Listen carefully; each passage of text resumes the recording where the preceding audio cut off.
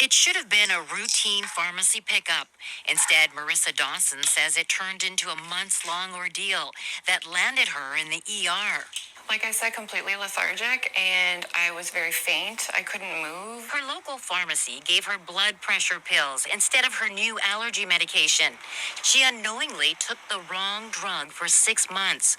The error between two similar sounding medications was only caught by a nurse in the ER. I was scared. Dawson says no pharmacist spoke to her when she picked up the prescription, a counseling step that could have prevented the error. This sucks. Let's talk about med errors. It's exactly like the video said it. Like, had a pharmacist just had a conversation with this patient, I feel that this whole thing could have been avoided. And this does vary from province to province, or probably even state to state. Somebody in the US let me know whether or not a pharmacist has to have a conversation with the patient for new medications or not. Some places that's mandated, other places it's not. In Alberta, I don't believe it is mandated, but whenever I'm working in community with whatever teams, I always ask the assistants to invite the patient to have a conversation. Just say, hey, would you like to speak with the pharmacist? Always have that connection for communication open.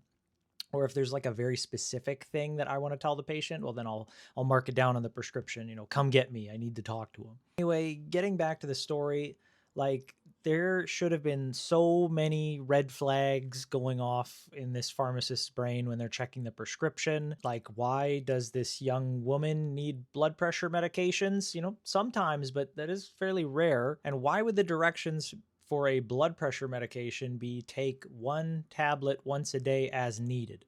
Like, that just seems kind of weird.